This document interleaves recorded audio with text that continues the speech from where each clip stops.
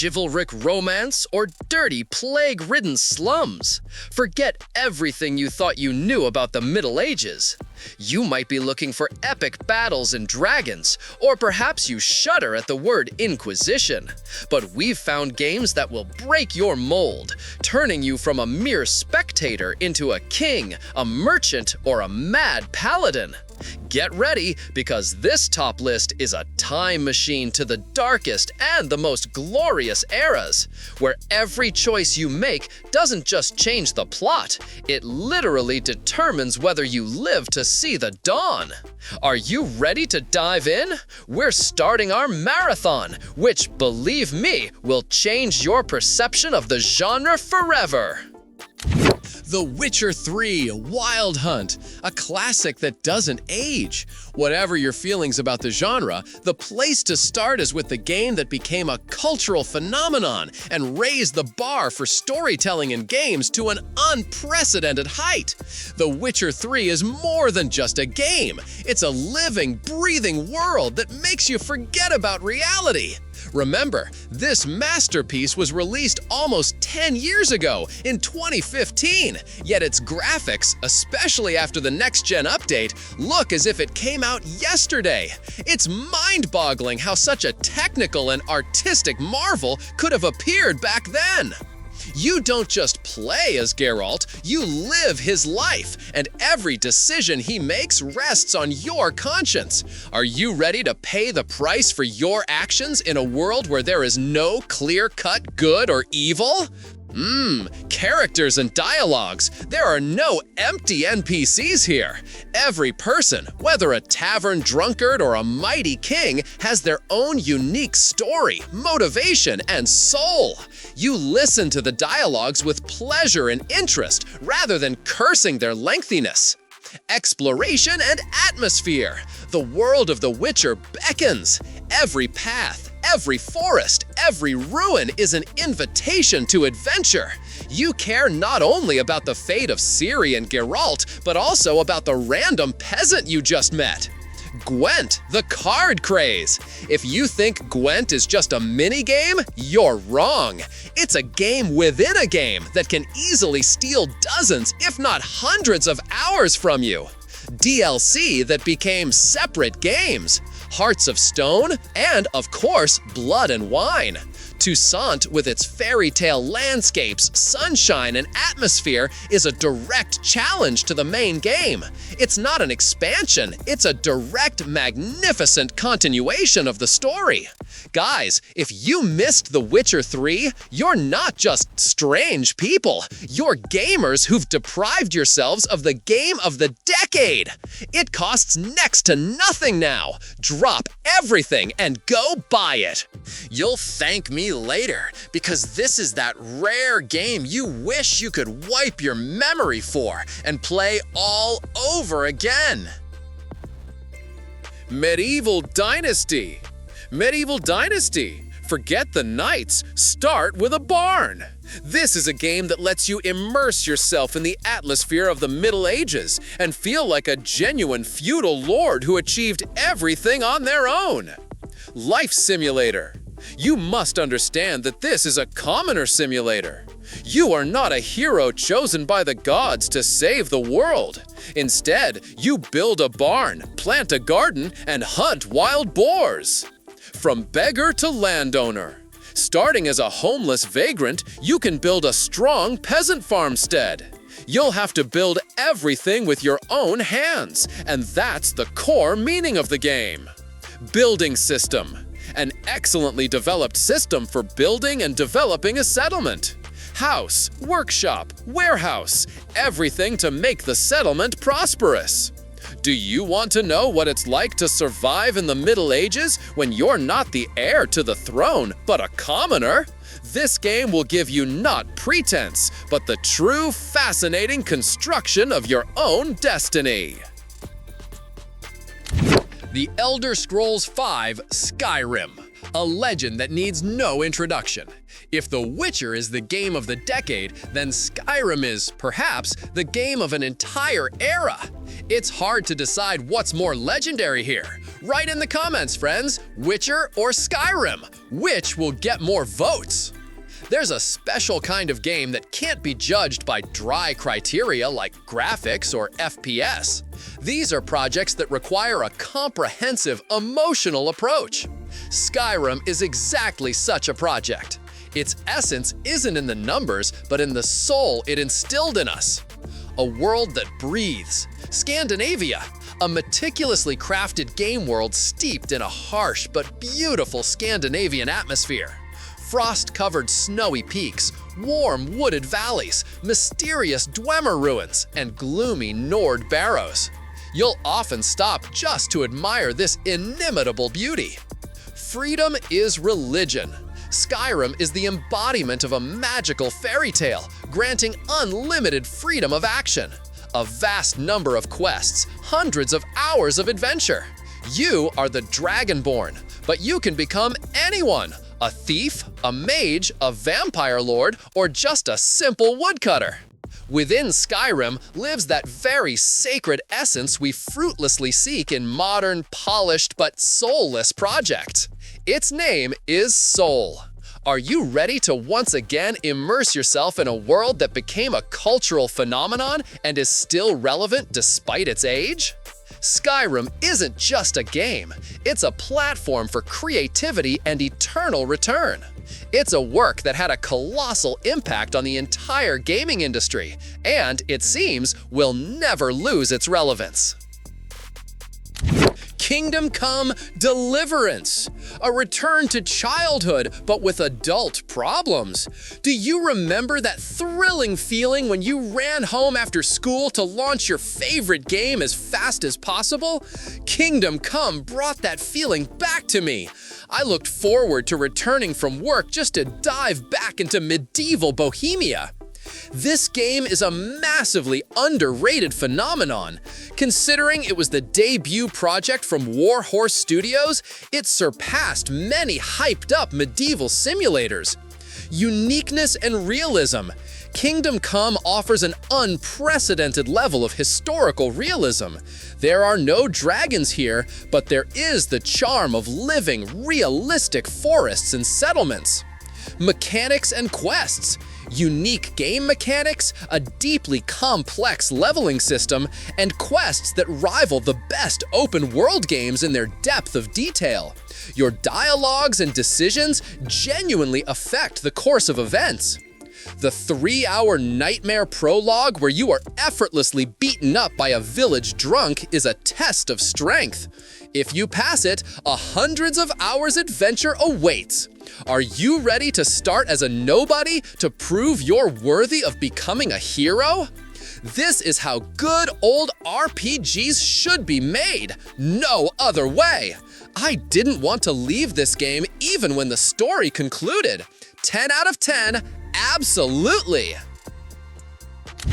Dragon's Dogma 2, the game that gave us back forgotten feelings. There was a lot of noise and negativity surrounding it, but frankly, most of that negativity was simply made up by those who didn't really play the game. I completed it without a single microtransaction and can say this game is pure, unadulterated adventure. It delivers those feelings when you're walking along the main quest, but suddenly, oh, a little cave, I have to check it out. A hidden passage? What's in there?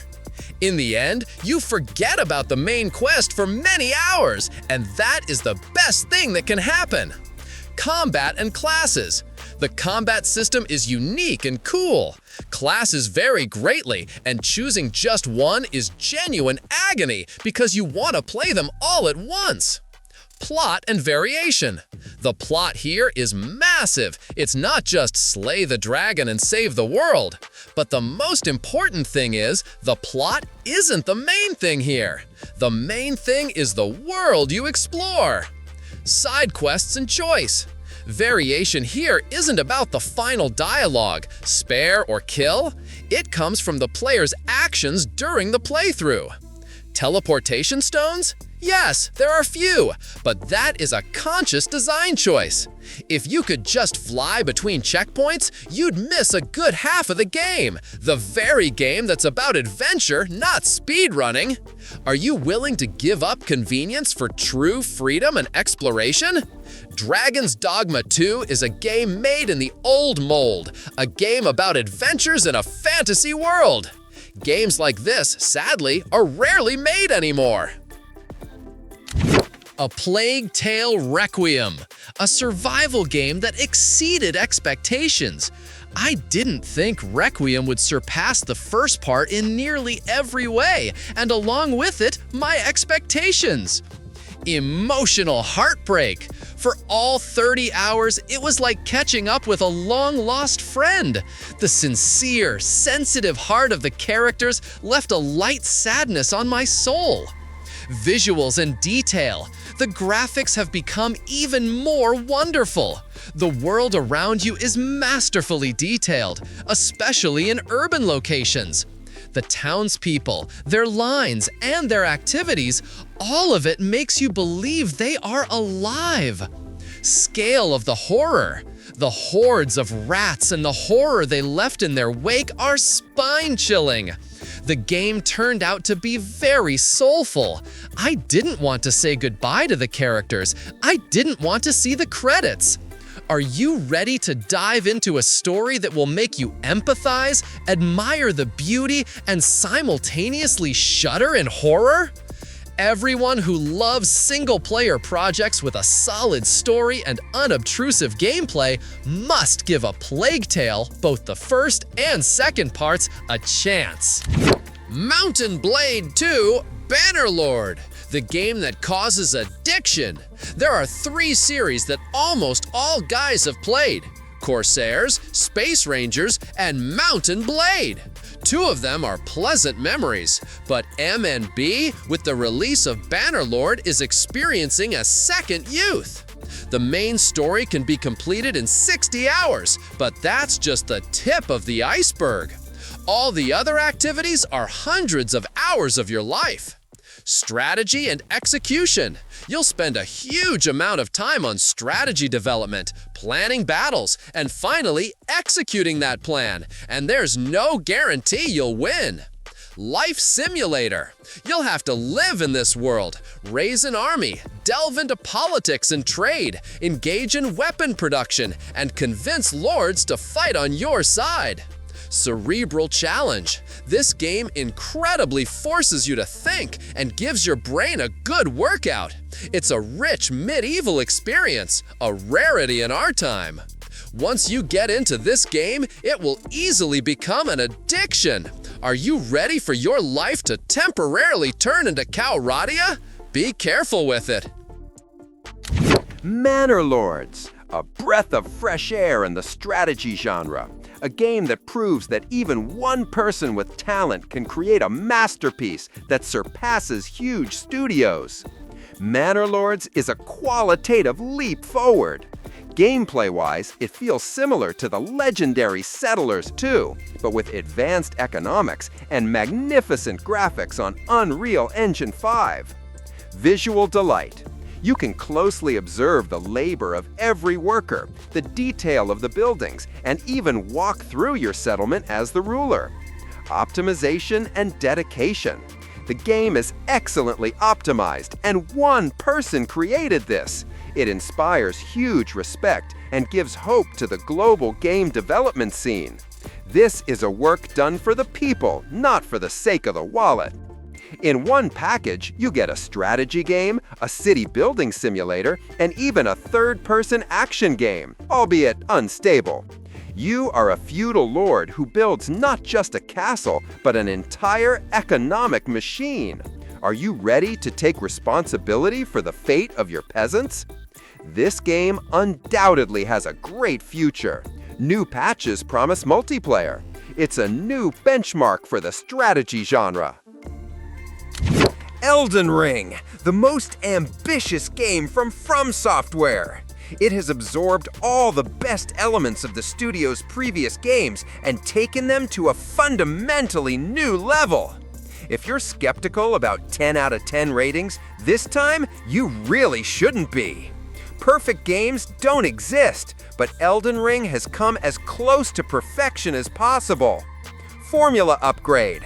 The game is assembled from elements of Souls, Bloodborne, and Sekiro, but every mechanic and narrative element here is an upgrade. Environmental design is divine. The visual aspect is the best component. I'm not talking about graphics, which don't claim to be next-gen, but about the environmental design. A photo mode is absolutely mandatory here. Ambient and mysteries. Even unremarkable locations like Limgrave, coupled with the musical accompaniment, create an unparalleled ambient atmosphere. It's a world full of riddles and mysteries where you can spend dozens of hours without even reaching the first story boss. Are you ready to challenge a world that forces you to return to it again and again to enjoy magnificent battles, mesmerizing landscapes, and a true work of art? Baldur's Gate 3, the best game of 2023, period. We could stop there, but if you want to know why. My first playthrough took 190 hours. It was unforgettable. When the credits rolled with the magnificent music, I felt a gentle devastation giving way to enjoyment. I hadn't felt such a surge of emotion, joy, sorrow, uncertainty in a long time. I lived in this game. Variation is the absolute. The amount of variation here isn't just huge, it's awe-inspiring. In dialogues, events, and gameplay, there is so much of it that it's scary to imagine how long development took. Favorite game? I often caught myself thinking, perhaps this is my most favorite game. My mind would flash through favorite franchises I'm ready to replay, but the moment I return to BG3, that's it. It's the favorite. Are you not a fan of the D&D genre? Did it once seem the dullest and most boring to you? Take my word for it. Baldur's Gate 3 will change your mind fundamentally. Are you ready to risk falling in love with a genre you previously despised? I strongly recommend this game. Even if you aren't familiar with D&D, just give it a chance, and you'll understand what I'm talking about. After it, by the way, I binge played all the Divinity parts.